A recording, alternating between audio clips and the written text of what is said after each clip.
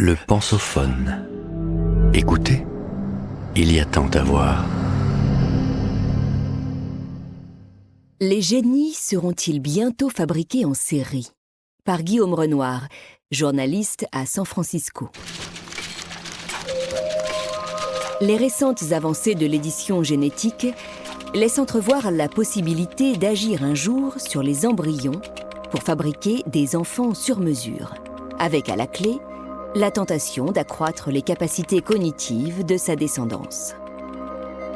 Épisode 1.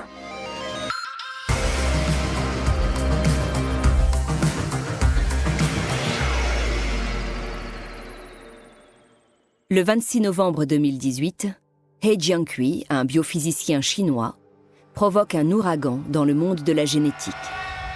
Il affirme avoir créé les tout premiers bébés génétiquement modifiés de l'histoire, des jumelles nées quelques semaines plus tôt.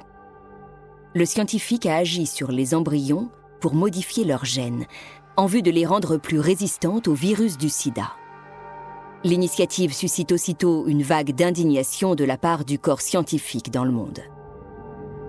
Dans une tribune publiée sur le New York Times, le professeur de médecine moléculaire américain Eric J. Topol critique vivement son confrère, qualifiant son initiative de dangereuse et non éthique, tandis que le prix Nobel de médecine David Baltimore dénonce un acte irresponsable.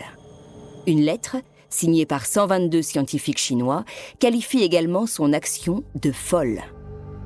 Beaucoup accusent le scientifique d'avoir ouvert la boîte de Pandore, inaugurant l'ère des humains augmentés grâce à la génétique.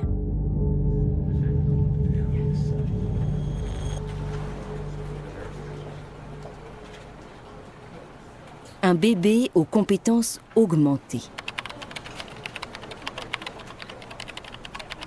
Pour réaliser son opération, He Jiankui a eu recours à la méthode CRISPR-Cas9, une technique de génie génétique découverte en 2012 qui permet de modifier l'ADN d'une cellule pour éliminer ou remplacer un gène.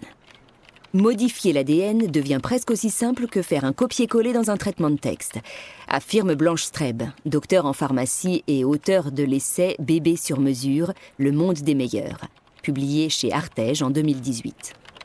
Il devient ainsi possible d'éditer le génome, notamment dans un but thérapeutique, par exemple pour éviter l'apparition d'une maladie héréditaire.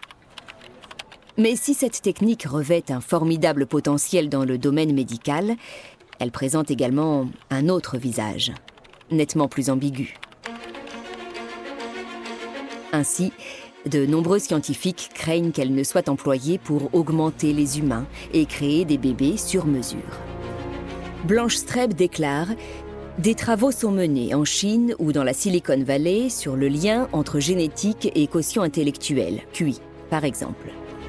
En analysant des milliers de génomes et en les mettant en regard des capacités intellectuelles, certains espèrent perfectionner la mise au jour de gènes spécifiques pour ensuite sélectionner et trier les embryons, voire, plus tard, intervenir sur le code génétique, avec l'idée de doper les capacités intellectuelles. » Or, on sait combien ces dernières influent sur la place que nous occupons dans la société, d'où la crainte d'un monde à deux vitesses, où les plus riches pourraient, grâce à CRISPR-Cas9, concevoir des enfants intellectuellement supérieurs, tandis que les plus pauvres devraient se contenter des hasards de la génétique. De quoi générer des inégalités sans précédent dans l'histoire de l'humanité.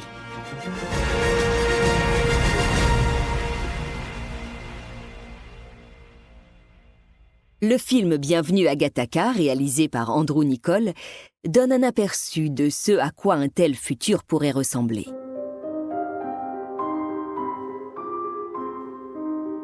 Il dépeint un monde très avancé d'un point de vue technologique, où les manipulations génétiques permettent de concevoir des enfants aux capacités physiques et intellectuelles supérieures. Ceux dont les parents ont opté pour l'édition génétique se voient ainsi assurer les meilleures places, tandis que les enfants nés naturellement sont cantonnés aux positions subalternes.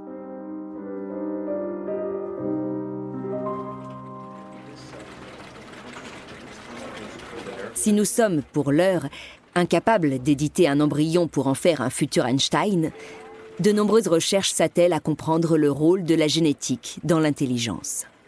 Robert Plomin, généticien du comportement américain, a ainsi publié en janvier 2019 un papier intitulé « The New Genetics of Intelligence », dans lequel il esquisse la possibilité de prédire le futur QI d'un enfant à l'aide d'un simple test ADN.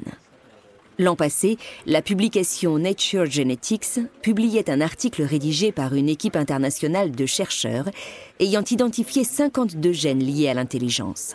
La jeune pousse Genomic Prediction conçoit, quant à elle, un test susceptible de dépister un faible QI sur des embryons.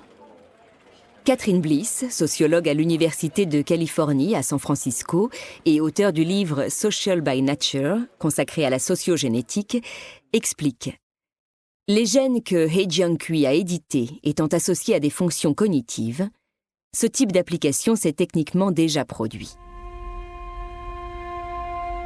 Certains laboratoires prestigieux, comme celui de George Church, sont prêts à entamer des recherches autour de l'augmentation des fonctions cognitives par l'édition génétique.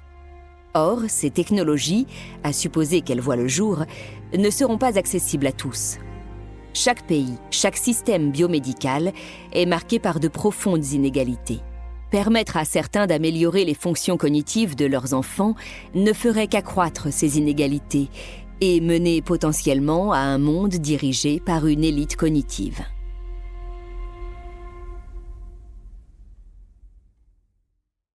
Vous venez d'écouter le premier épisode de cette série. Retrouvez-en l'intégralité sur lepensophone.fr.